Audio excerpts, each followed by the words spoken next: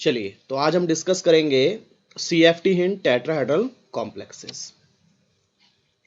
देखिए इससे पहले हमने डिस्कस किया CFT इन ऑक्टाहेड्रल कॉम्प्लेक्सेस, और आप जानते हैं ऑक्टाहेड्रल कॉम्प्लेक्सेस कब बनते हैं, जब कोऑर्डिनेशन नंबर 6 होता है या 6 कोऑर्डिनेट बॉन्ड बनते हैं तभी शेप बनती है ऑक्टाहेड्रल। बट अगर कोऑर्डिनेशन नंबर 4 होता है यानी 4 कोऑर्डिनेट बॉन्ड होते हैं तो 2 पॉसिबिलिटीज होती हैं, या तो टेट्राहेड्रल शेप बनती है या स्क्वायर प्लेनर शेप बनती है। तो पहले हम डिस्कस करेंगे कि टेट्राहेड्रल जब शेप बनती है तो they are known as tetrahedral complexes. तो टेट्राहेड्रल कॉम्प्लेक्सेस कैसे बनते हैं या CFT कैसे अप्लाई होती है टेट्राहेड्रल कॉम्प्लेक्सेस पे, उसका डिस्कशन करेंगे। और यहाँ कोऑर्डिनेशन नंबर रहेगा 4। और अगर आप बात करेंगे स्क्वायर प्लेनर कॉम्प्लेक्सेस की तो वहां भी कोऑर्डिनेशन नंबर रहता है 4, यानी 4 कोऑर्डिनेशन नंबर की 2 पॉसिबिलिटी हैं, टेट्राहेड्रल एंड स्क्वायर प्लेनर। तो आज अपन स्टार्ट कर रहे हैं टेट्राहेड्रल कॉम्प्लेक्सेस। तो देखिए the splitting of d orbitals in a tetrahedral complex is inverted to that in octahedral field splitting. देखिए इसका मतलब सीधे सीधे निकलता है कि जैसा हमने ऑक्टाहेड्रल कॉम्प्लेक्सेस में पढ़ा था, जब वहां स्प्लिटिंग होती थी तो स्प्लिटिंग में d ऑर्बिटल 2 सेट में स्प्लिट होते थे, that is Eg orbitals and T2g orbitals. Eg orbital होता था 2 का सेट, और वो 2 का सेट कहां जाता था, अबव द एवरेज एनर्जी, वो एवरेज एनर्जी से ऊपर जाता था। और जो T2g ऑर्बिटल होते थे, T2g ऑर्बिटल मतलब सेट ऑफ 3 ऑर्बिटल्स, वो जो सेट ऑफ 3 ऑर्बिटल्स था वो कहां जाता था, बिलो द एवरेज एनर्जी, यानी वहां Eg ऊपर जाते थे और T2g नीचे आते थे। और यहां लिखा हुआ है कि ये जो कॉम्प्लेक्स होंगे टेट्राहेड्रल कॉम्प्लेक्स, इनमें स्प्लिटिंग एक इन्वर्ट होगी। इन्वर्ट मतलब उल्टा हो जाएगा। तो आप समझ गए होंगे इन्वर्ट का मतलब क्या हुआ। दिस टाइम जो आपके T2g ऑर्बिटल है यानी सेट ऑफ 3 है वो ऊपर जाएगा, और Eg जो ऑर्बिटल है वो नीचे आ जाएंगे। यानी फर्स्ट थिंग आपको ध्यान रखनी है, इसकी जो स्प्लिटिंग है टेट्राहेड्रल कॉम्प्लेक्सेस की, वो ऑक्टाहेड्रल कॉम्प्लेक्स के जस्ट अपोजिट होती है। वहां Eg ऊपर जाते हैं और T2g नीचे, यहां T2g ऊपर जाएंगे और Eg नीचे। चलिए देखते हैं। और देखिए इसमें क्या है, in tetrahedral field there are only 4 ligands, जबकि ऑक्टाहेड्रल कॉम्प्लेक्सेस में 6 लिगेंड होते हैं और यहां केवल 4 ही लिगेंड होंगे, which approach towards the central metal atom in between the axis. तो आपको ध्यान देना है कि यहां पर जो 4 लिगेंड अप्रोच करेंगे वो एक्सिस से नहीं करेंगे, बल्कि कहां करेंगे, बिटवीन द एक्सिस। वहां आपने देखा था 6 लिगेंड कहां से अप्रोच करते थे मेटल आयन की तरफ, तो वो 6 एक्सिस से यानी 3 एक्सिस से अप्रोच करते थे, एक प्लस एक्स एक माइनस एक्स, एक प्लस वाई एक माइनस वाई, एक प्लस जेड एक माइनस जेड। तो इस तरीके से 6 एक्सिस से या 6 साइड से वो अप्रोच करते थे अलोंग द एक्सिस। पर यहां ध्यान देना 4 लिगेंड से 6 की जगह, और ये 4 लिगेंड किसी एक्सिस से अप्रोच नहीं करेंगे बल्कि बिटवीन द एक्सिस अप्रोच करेंगे। अब थोड़ा सा एक आपके माइंड में आंसर आ रहा होगा कि यहां T2g ऑर्बिटल की एनर्जी बढ़ जाएगी क्योंकि T2g orbital between the axis होते हैं और लिगैंड भी बिटवीन द एक्सिस आ रहे हैं, तो डायरेक्ट कांटेक्ट में आएंगे, इसलिए T2g की एनर्जी इंक्रीज हो जाएगी।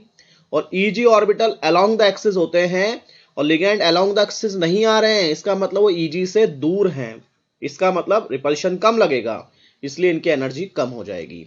इसी वजह से यहां स्प्लिटिंग पलट जाती है, क्योंकि ऑक्टाहेड्रल कॉम्प्लेक्स में जो लिगेंड आ रहे थे वो एक्सिस से आ रहे थे और यहां जो लिगेंड आएंगे वो इन बिटवीन द एक्सिस आएंगे। चलिए और आगे बात करते हैं। Hence the orbital in between the axis dxy dyz and dzx, ये तीनों एक्सिस के बिटवीन होते हैं जिनको T2g ऑर्बिटल कहते हैं। और ये dx square and dx square y square जो ऑर्बिटल्स होते हैं ये अलोंग द एक्सिस होते हैं, इनको आप Eg ऑर्बिटल्स कहते हैं। तो बिटवीन द एक्सिस कौन प्रेजेंट है, T2g ऑर्बिटल, तो इन पे रिपल्शन ज्यादा लगेगा, इनकी एनर्जी बढ़ जाएगी, यानी तीनों ऑर्बिटल एवरेज से ऊपर चले जाएंगे।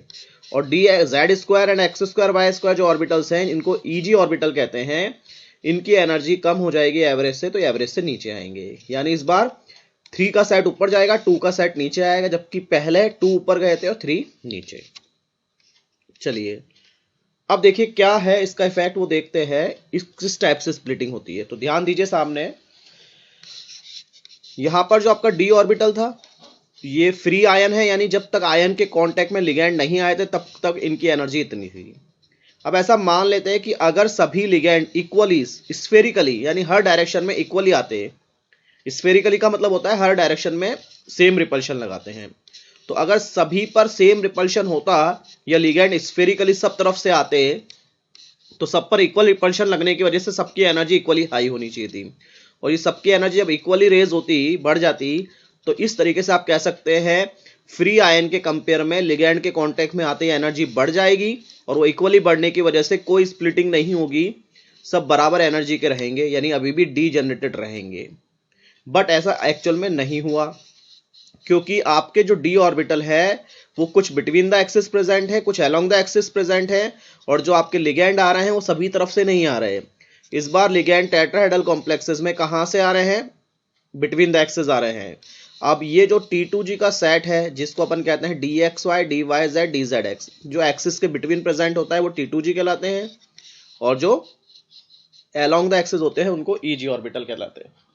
तो अब लिगैंड भी बिटवीन द एक्सिस आ रहे हैं और ये भी बिटवीन द एक्सिस प्रेजेंट है, तो इन पर रिपल्शन ज्यादा लगेगा, इस वजह से ये तीन जो है इनकी एनर्जी बढ़ जाएगी। और ये जो EG ऑर्बिटल हैं ये अलोंग द एक्सिस प्रेजेंट होते हैं, और लिगैंड अलोंग द एक्सिस नहीं आ रहे, दिस टाइम वो आ रहे हैं बिटवीन द एक्सिस। इसका मतलब इनसे दूरी ज्यादा है, डिस्टेंस ज्यादा रहेगा, तो ये इनकी एनर्जी डाउन हो जाएगी। क्लियर? चलिए, तो अगर आप इसको थोड़ा देख लेते, चलिए बोर्ड पे मैं स्विच कर रहा हूं, इसको थोड़ा सा ध्यान दीजिए। देखिए, अगर मान लीजिए ये 3 एक्सिस मान लेता हूं, that is X axis, Y axis, this is X axis and this is Z axis, ऐसा मान लेते हैं। अब लिगैंड कहां आएंगे? कहीं ना कहीं बिटवीन द एक्सिस आ रहे होंगे। तो सपोज करो कुछ लिगैंड इस तरीके से अप्रोच करते हैं कि यहां सेंट्रल मेटल आयन है आपका, और कुछ लिगैंड यहां से आते हैं, यानी एक लिगैंड आपका यहां से आता है, एक लिगैंड आपका यहां से आता है, एक लिगैंड यहां से आता है, और एक लिगैंड यहां से आता है, 4 लिगैंड आते हैं। अब बताइए कैसी शेप बन रही है? तो ये शेप बन रही है आपकी 1 2 3 4, ये बन गई टेट्राहेड्रल शेप। अब आप देखिए टेट्राहेड्रल शेप जो है इसमें लिगैंड कहां से अप्रोच कर रहा है? Between the axis. अब मैं बात करता हूं EG और T2G ऑर्बिटल की। तो जो आपके T2G ऑर्बिटल्स होते हैं जिनमें 3 का सेट होता है, that is DXY, DYZ and DXZ, ये कहां प्रेजेंट होते हैं? तो ये प्रेजेंट होते हैं बिटवीन द एक्सिस। क्लियर? और ये जो आपका EG का सेट होता है जिसमें 2 ही ऑर्बिटल्स आते हैं, that is DZ² and DX²Y², ये कहां प्रेजेंट होते हैं? तो they are present along the axis. तो अब आपको बताना है या आपको सोचना है कि अगर ये बिटवीन द एक्सिस लिगैंड आ रहे हैं तो डायरेक्ट किसके कांटेक्ट में आएंगे? जो orbital between the axis present है। तो बिटवीन द एक्सिस कौन प्रेजेंट होते हैं? T2G। तो इन पे जो रिपल्शन लगेगा वो कम लगेगा कि ज्यादा लगेगा? तो डेफिनेटली ज्यादा लगेगा, क्योंकि ये यहां प्रेजेंट होंगे ऑर्बिटल, कहां? Between the axis. जैसे DXY है तो XY के बीच में प्रेजेंट होगा, ये DXY कहां प्रेजेंट होगा? तो DXY इस तरीके से, एक इधर और एक इधर, इस तरीके से प्रेजेंट होगा। तो इसका मतलब इसके तो डायरेक्ट में कांटेक्ट में आएगा, ये तो आपका हो गया DXY। जबकि जो DZ² है वो Z एक्सिस पर होगा, तो वो एक्सिस पर है और ये आ रहा है बिटवीन द एक्सिस लिगैंड, तो इन पर रिपल्शन कम लगेगा। तो आप कह सकते हैं यहाँ रिपल्शन ज्यादा लगता है और इस पर जो रिपल्शन लगता है वो कम लगता है। तो जिस पर रिपल्शन ज्यादा लगेगा उसकी एनर्जी भी ज्यादा हो जाएगी, जिस पर रिपल्शन कम लगेगा उसकी एनर्जी भी कम हो जाएगी। इस वजह से जब स्प्लिटिंग होगी तो इस बार आपके T2G ऑर्बिटल ऊपर जाएंगे और EG ऑर्बिटल आपके नीचे आएंगे, यानी EG की एनर्जी कम हो जाएगी, T2 की ज्यादा हो जाएगी। क्लियर हुआ? पहले लिगैंड एक्सिस से आ रहे थे, इस बार एक्सिस से नहीं आ रहे हैं, बिटवीन द एक्सिस आ रहे हैं, और बिटवीन द एक्सिस लिगैंड आएंगे तो रिपल्शन बिटवीन वाले पे ज्यादा लगेगा। बिटवीन वाले T2G हैं तो इन पर रिपल्शन ज्यादा लगेगा, तो इनकी एनर्जी भी ज्यादा होगी, जो अपन यहाँ शो कर रहे हैं। और यहाँ जो एक्सिस पे प्रेजेंट होंगे उन पर रिपल्शन कम लगेगा, इसलिए उनकी एनर्जी कम हो जाएगी। तो देखिए पहले जब स्प्लिटिंग की थी तो ऊपर कौन आए थे, Eg, और नीचे T2G ऑक्टाहेड्रल के केस में, और टेट्राहेड्रल में उल्टा हो जाएगा, T2G ऊपर जाएंगे, Eg नीचे आएंगे। चलिए पीपीटी पे स्विच करता हूं। तो आपने क्लियर कर लिया कि T2G ऊपर चले गए हैं, Eg ऑर्बिटल आपके नीचे आ गए हैं। अब इस स्प्लिटिंग में भी ध्यान देना, इसका जो गैप है, इस गैप को बोलते हैं क्रिस्टल फील्ड स्प्लिटिंग एनर्जी, और यहां मैं इसको रिप्रेजेंट कर रहा हूं डेल्टा टी से। वहां डेल्टा ओ था क्योंकि वो ऑक्टाहेड्रल कॉम्प्लेक्स थे, और ये टेट्राहेड्रल कॉम्प्लेक्स हैं, तो इनको आप लिखते हैं डेल्टा टी। तो सबसे पहले ध्यान रखना, ये जो स्प्लिटिंग है ये डेल्टा टी कहलाएगी, वहां डेल्टा नॉट था। और ये स्प्लिटिंग जो होगी, ये स्प्लिटिंग एनर्जी ऑक्टाहेड्रल के केस की स्प्लिटिंग एनर्जी से काफी कम होगी। उसका रीजन है वहां 6 लिगैंड का रिपल्शन लगता है, यहां 4 लिगैंड का ही रिपल्शन रहता है। इसका मतलब यहां पर स्प्लिटिंग थोड़ी कम रहेगी और वहां स्प्लिटिंग थोड़ी ज्यादा रहेगी। तो क्या ध्यान रखना है, ऑक्टाहेड्रल केस की स्प्लिटिंग ज्यादा होती है, यानी गैप ज्यादा होता है, और टेट्राहेड्रल केस में गैप कम होता है। क्लियर? चलिए अब बात करते हैं, जब स्प्लिटिंग होगी तो एनर्जी का डिस्ट्रीब्यूशन कैसा होगा। तो मैंने आपको बताया था, जिधर की साइड क्या जाएंगे 2, उधर तो होगा 3/5, और जिधर की साइड जाएंगे 3 तो उधर की साइड होगा 2/5। उल्टा चलना है, जहां 2 है वहां 3 आना है, और जहां 3 है वहां 2 आना है। यानी Eg वाले ऑर्बिटल का गैप ज्यादा रहता है हमेशा, और T2G वाले का कम रहता है। और इसका रीजन पहले ही बताया था, ये 3 मिलकर 2 को ढकेलते हैं, इसलिए नीचे ज्यादा चले जाते हैं, और ये 2 मिलकर 3 को उठाते हैं, यानी ऊपर शिफ्ट करते हैं, तो ये थोड़ा सा गैप कम होता है। यानी यहाँ 3 की लेबर लग रही है 2 के लिए, और यहाँ 2 की लेबर लग रही है 3 के लिए। चलिए तो इसको ऐसे समझ लीजिए, 3 वाली साइड 2/5 आएगा और 2 वाली साइड 3/5 आएगा। तो स्प्लिटिंग आपकी चेंज हो गई है, T2G ऊपर चला गया है, Eg नीचे आ गया है। तो ये हुआ कौन से फील्ड में, टेट्राहेड्रल में स्प्लिटिंग होती है। और एक चीज का ध्यान देना है कि यहाँ जो स्प्लिटिंग होती है ना, ये ऑक्टाहेड्रल के कंपेयर में बहुत कम होती है, यानी उसकी हाफ ही मान लीजिए कि अगर ये स्प्लिटिंग की बात करूं तो ऑक्टाहेड्रल में इसकी डबल स्प्लिटिंग होती है, उसके कंपेयर में स्प्लिटिंग काफी कम होती है। अब आप सोचिए, अगर स्प्लिटिंग काफी कम हो रही है तो ये पेयरिंग एनर्जी से भी कम हो जाएगी। यानी स्प्लिटिंग अगर कम होती है तो इसका मतलब ये पेयरिंग एनर्जी से भी कम होगी। अगर पेयरिंग एनर्जी से स्प्लिटिंग कम होती है तो बताइए पेयरिंग प्रेफर होगी या इलेक्ट्रॉन यहां से यहां स्विच करेगा। तो ऑब्वियस सी बात है, इसके बारे में पहले भी डिस्कशन किया जा चुका है कि अगर डेल्टा टी यानी स्प्लिटिंग एनर्जी कम होती है तो इलेक्ट्रॉन आसानी से यहां स्विच करते हैं, और अगर पेयरिंग एनर्जी कम होती है तो इलेक्ट्रॉन यहीं की यहीं पेयरिंग कर लेते हैं। अब आप क्या कह रहे हैं, ये कम है, और कम का मतलब ये पेयरिंग एनर्जी से कम है। तो पेयरिंग एनर्जी से जो कम है वो है स्प्लिटिंग एनर्जी, इसका मतलब स्प्लिटिंग वाली एनर्जी कम है, तो इलेक्ट्रॉन का यहां से यहां जाना इजी है। पेयरिंग एनर्जी ज्यादा है, इसका मतलब पेयरिंग मुश्किल हो जाती है, डिफिकल्ट हो जाती है। इसलिए इन केसेस में, ज्यादातर केसेस में हमेशा इलेक्ट्रॉन यहां फिल होने के बाद पहले यहां फिल किए जाएंगे, उससे पहले पेयरिंग नहीं करानी है। यानी फर्स्ट इलेक्ट्रॉन अगर यहां आता है तो सेकंड यहां आएगा, तो थर्ड यहां पेयर नहीं करेगा बल्कि थर्ड ऊपर चला जाएगा, फोर्थ फिफ्थ, फिर अगेन 6 7 8 9 10। तो यहां ध्यान दीजिए, थर्ड इलेक्ट्रॉन पर आपको डिसीजन लेना होगा 1 2। अब थर्ड कहां फिल किया जाए, यहीं पेयर कराया जाए या ऊपर भेजा जाए। तो इसका आंसर यहां से निकलेगा, डेल्टा कम है इसलिए इलेक्ट्रॉन आसानी से ऊपर स्विच कर सकता है, तो आपको फर्स्ट सेकंड के बाद थर्ड इलेक्ट्रॉन हमेशा ऊपर फिल करना है। चलिए अब आप देखिए यहां पर, for the same metal and same ligands the relation between octahedral field splitting energy and tetrahedral field splitting energy is given as. तो देखिए अगर आपका एक मेटल और लिगेंड सेम है, एक में ऑक्टाहेड्रल कॉम्प्लेक्स बन रहा है, एक में टेट्राहेड्रल, तो उस केस में जो टेट्राहेड्रल की स्प्लिटिंग एनर्जी है वो ऑक्टाहेड्रल का अप्रोक्सीमेटली 4/9 होती है। अगर इसको आप सॉल्व करते हैं तो अप्रोक्सीमेटली ये 0.5 के आसपास आ जाएगा। क्लियर?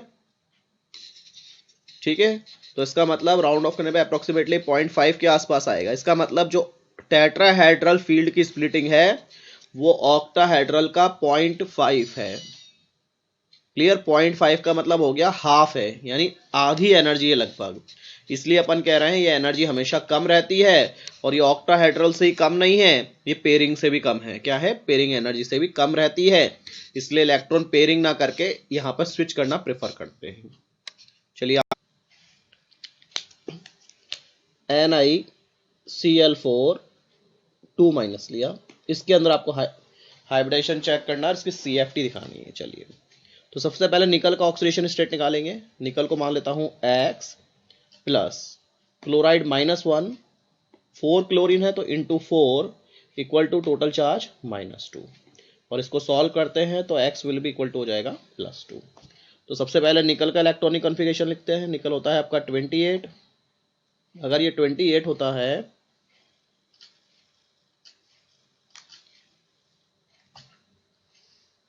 अगर ये 28 है तो आर्गन हो गया आपका 18, 4s2 20 और 3d8 28। अब निकल को किस में कन्वर्ट करना है? 2+ में। तो निकल को 2+ में कन्वर्ट करते हैं तो लास्ट 2 इलेक्ट्रॉन रिलीज कर देगा 2+ के लिए, तो ये हो जाएगा 3d8 एंड 4s0। चलिए, तो अब बात करते हैं जो 3d8 है, ये कॉन्फ़िगरेशन कैसे लिखा जाएगा CFT में। तो मान लीजिए आपके पास d ऑर्बिटल है 1 2 3 4 5, 8 इलेक्ट्रॉन फिल करने हैं। 1 2 3 4 5 6 7 8। अब जैसे ही लिगैंड इसके कांटेक्ट में आते हैं तो इनकी एनर्जी क्या हो जाएगी? इंक्रीज हो जाएगी। तो सभी की इक्वली इंक्रीज हो जाती है। ये एक इमेजिनरी स्टेट मान लेते हैं। 1 2 3 4 5 6 7 8। क्लियर। यहाँ इक्वली मान सकते हैं कि स्फेरिकल फील्ड अगर होता तो इस तरीके से ये सबकी एनर्जी इक्वली इंक्रीज होती, पर ये स्फेरिकल फील्ड नहीं है, बल्कि क्या है? एसिमेट्रिकल फील्ड, यानी सिमेट्रिकल फील्ड नहीं हुआ है। इस वजह से T2G जो ऑर्बिटल है, जो बिटवीन द एक्सिस है, उन पर रिपल्शन ज्यादा लगता है, तो एनर्जी एवरेज से कुछ ज्यादा चली जाती है।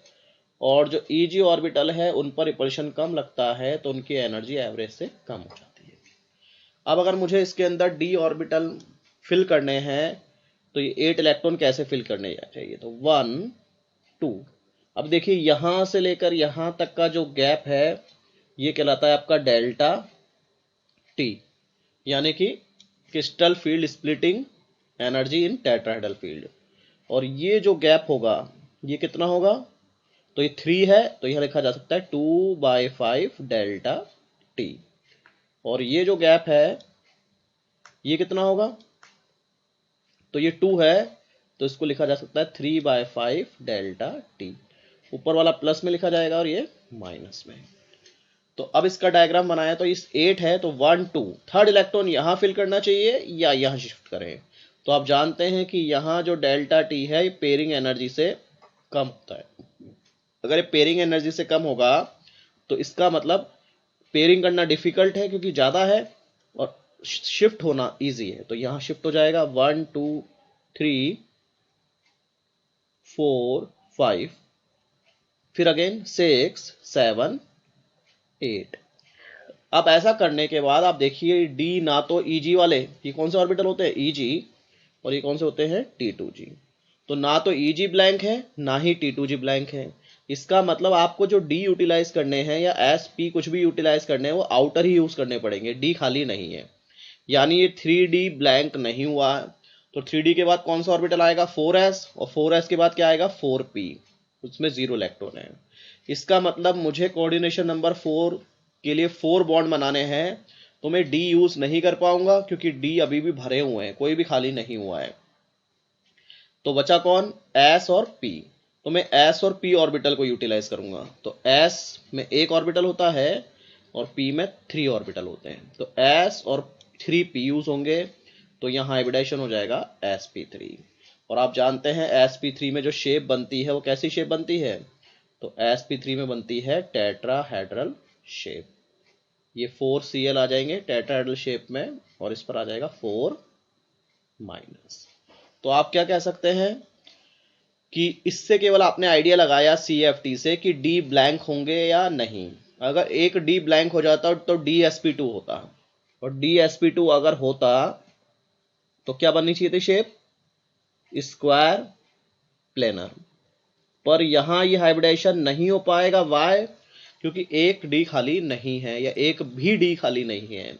अगर एक डी खाली बचता तो आप DsP2 कर सकते थे, पर यहाँ डी खाली नहीं है, इसलिए मुझे डी यूज नहीं कर पाऊंगा। पहले वाला डी, पहले वाला यूज नहीं होगा, इसलिए मुझे एस से स्टार्ट करना पड़ेगा। अब ये sp3, इसके बाद डी भी आता है, पर मुझे डी की रिक्वायरमेंट नहीं है, क्योंकि टोटल बॉन्ड 4 करने हैं, और एक s और 3p लेता हूं तो टोटल 4 हो जाते हैं। इसका मतलब आपको sp पे रुक जाना है। अगर इसके आगे 4d की बात करूं तो ये यूज नहीं आएगा, क्योंकि यहां से लेकर यहां तक ही 4 ऑर्बिटल हो जाएंगे। 3d क्यों यूज नहीं हो सकता? क्योंकि डी में खाली जगह ही नहीं बची है, यानी कोई डी ब्लैंक नहीं है। और 4d क्यों यूज नहीं होता है? क्योंकि इसकी रिक्वायरमेंट ही नहीं है। s और p 1 + 3, एक s और 3p, टोटल 4 यूज हो गए, और 4 ही बॉन्ड बनाने हैं। इस वजह से यहाँ sp3 हाइब्रिडाइजेशन होगा। जो आपको थोड़ा सा याद रखना है, क्या क्या याद रखना है, कि अगर टेट्राहेड्रल कॉम्प्लेक्स बनते हैं तो कैसे बनते हैं। तो पहली चीज तो ये स्प्लिटिंग याद रखनी है, T2G ऊपर रखना है, Eg नीचे रखना है। उसके बाद जो इलेक्ट्रॉन बचते हैं आपके d ऑर्बिटल में, उन इलेक्ट्रॉन को फिल करना है। फिर चेक करना है कि d खाली है या नहीं। अगर d खाली नहीं है तो d को छोड़ दीजिए, उसके आगे के यूज कीजिए, एक s और 3p, यानी यहाँ sp3 हाइब्रिडाइजेशन होगा। और sp3 हाइब्रिडाइजेशन होते ही क्लियर हो जाता है कि शेप कौन सी बनती है, तो ये टेट्राहेड्रल शेप बनती है। ये तो अपन पढ़ के आए हैं कि जैसे मीथेन में आपने देखा था CH4 sp3 हाइब्रिडाइजेशन होता है तो टेट्राहेड्रल शेप बनती है, वैसा ही यहाँ है। यहाँ भी NiCl4 है, इसको C की तरह ट्रीट कर ले और इसको H की तरह, तो एक तरीके से CH4 वाला फॉर्मूला आ रहा है, और उसमें अपन ने शो कर दिया sp3 हाइब्रिडाइजेशन, तो कंफर्म है शेप टेट्राहेड्रल होगी। और ये आपको टेट्राहेड्रल शेप इस तरीके से दिखाई देगी, निकल सेंटर में, और इस तरीके से 4 क्लोरीन रहेंगे। तो ये बात होती है CFT की, टेट्राहेड्रल कॉम्प्लेक्सेस।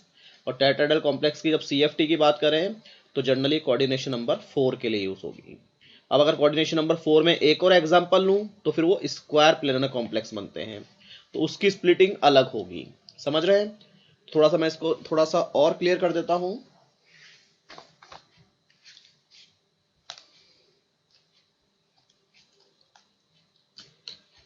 तो अगर आपके पास कोऑर्डिनेशन नंबर क्या है, 6 है, तो दो टाइप के हाइब्रिडाइजेशन पॉसिबल है, D2sp3 एंड sp3d2। पर इन दोनों में ही शेप बनती है ऑक्टाहेड्रल, और इसमें भी बनती है ऑक्टाहेड्रल। तो ये क्लियर है, इन दोनों ही केस में आपका जो मेटल आयन होगा उसके पास 6 लिगेंड इस तरीके से ऐड होंगे कि वो कौन सी शेप बना ले, ऑक्टाहेड्रल। यहां मान लेता हूं ये लिगेंड है, ये मेटल के साथ ऑक्टाहेड्रल। तो हाइब्रिडाइजेशन जरूर यहाँ अलग अलग होता है। क्या डिफरेंस है? यहाँ D2sp3 का मतलब है पहले वाला इनर ऑर्बिटल, यानी इनर डी यूज हो रहा है, और यहाँ डी बाद में आ रहा है, इसका मतलब ये आउटर ऑर्बिटल या आउटर डी यूज हो रहा है। इस वजह से इनको कहते हैं आप इनर ऑर्बिटल कॉम्प्लेक्सेस, और इनको आप कहते हैं आउटर ऑर्बिटल कॉम्प्लेक्सेस। क्लियर? बात करता हूं कोऑर्डिनेशन नंबर 4। तो कोऑर्डिनेशन नंबर 4 में भी दो पॉसिबिलिटी है, या तो sp3 हाइब्रिडाइजेशन होगा या DsP2। देखिए एक s 3p, टोटल सम हो गया 4, इसका मतलब कोऑर्डिनेशन नंबर 4। एक d, एक s और 2p, 2p 1s 1d, total हो गया 4, इसका मतलब यहां भी कोऑर्डिनेशन नंबर 4 है। तो कोऑर्डिनेशन नंबर 4 में भी दो हाइब्रिडाइजेशन पॉसिबल हैं, और इनमें शेप अलग अलग होती है। sp3 में कैसी शेप होती है, तो ये टेट्राहेड्रल शेप है, और DsP2 में कैसी शेप होती है, स्क्वायर प्लेनर शेप होती है। क्लियर? और ये शेप कैसे बनेगी, तो ये देखिए टेट्राहेड्रल में मेटल आयन आपका सेंटर में होगा, और इस तरीके से वो लिगेंड से टेट्राहेड्रली सराउंड रहता है, जो 3 डायमेंशन स्ट्रक्चर है। स्क्वायर प्लेनर में इस तरीके से स्क्वायर बनता है, जहां चारों लिगेंड एक ही प्लेन में होते हैं, यानी 2 डायमेंशनल स्ट्रक्चर जैसा बनता है। इसमें अब इस हाइट नहीं होती है, यानी एक्सिस नहीं होती है, इस तरीके से, है ना। तो एक्सियल बॉन्ड्स नहीं होते हैं, ओनली इक्वेटोरियल बॉन्ड होते हैं, और स्क्वायर बनता है। तो ये टेट्राहेड्रल और स्क्वायर प्लेनर। तो अभी अपन डिस्कस कर चुके हैं कोऑर्डिनेशन नंबर 6 के अंदर ऑक्टाहेड्रल की CFT, जहां कौन ऊपर जाता है, यहां ऊपर जाता है EG और नीचे आते थे T2G। क्लियर। अब बात किया इसके बाद अपन ने सेकंड टेट्राहेड्रल कॉम्प्लेक्सेस की, ये भी हो गया है। और यहां कौन ऊपर जाता है, तो यहां उल्टा इन्वर्ट हो जाता है, T2G ऊपर जाते हैं और EG नीचे आते हैं। तो ये T2G और ये EG उल्टा हो गया है। यहां देखिए EG यानी 2 का सेट ऊपर था, T2G 3 का सेट नीचे था। इसमें उल्टा होता है, इसमें T2G यानी 3 का सेट ऊपर है और EG 2 का सेट नीचे है। क्लियर। थोड़ा सा आपको ये ध्यान देना है। तो कोऑर्डिनेशन नंबर 6 हो गया ऑक्टाहेड्रल कॉम्प्लेक्स, कोऑर्डिनेशन नंबर 4 में sp3 हो गया। अब आता हूं DsP2 पर। किस पे आता हूं, DsP2 पर। DsP2 की जो स्प्लिटिंग है वो सेम होती है किसकी तरह, जैसा ऑक्टाहेड्रल कॉम्प्लेक्स में होता है। तो इसका एक रफ आइडिया यहां देता हूं, फिर समझाता हूं इसको कैसी स्प्लिटिंग होगी। तो यहां क्या होगा, EG आपके ऊपर चले जाएंगे और T2G नीचे आ जाएंगे, जैसा किसमें हुआ था, ऑक्टाहेड्रल में। बट इसके बाद इसमें एक स्टेप और होती है, ये जो आपके 2 ऑर्बिटल है फर्दर स्प्लिट हो जाते हैं। ये मान लीजिए 2 में स्प्लिट हो गए। तो आपको थोड़ा सा बस इतना ध्यान देना है, इसमें थोड़ा सा एक स्टेप आगे जाती है, T2G नीचे आते हैं, EG ऊपर जाते हैं और स्क्वायर प्लेनर कॉम्प्लेक्स जब बनता है तो EG फर्दर 2 में स्प्लिट हो जाएगा। ये किसके लिए हो गया सॉरी, ये हो गया DsP2 या स्क्वायर प्लेनर कॉम्प्लेक्स के लिए। तो क्या याद रखना है, कोऑर्डिनेशन नंबर 6 में EG ऊपर T2G नीचे, टेट्राहेड्रल में T2G ऊपर EG नीचे, और स्क्वायर प्लेनर कॉम्प्लेक्स के अंदर क्या होगा, इसकी तरह ही स्प्लिट करना है। पहले T2G नीचे EG ऊपर और फर्दर इसको 2 में स्प्लिट करना है। क्लियर, किसको, EG को। चलिए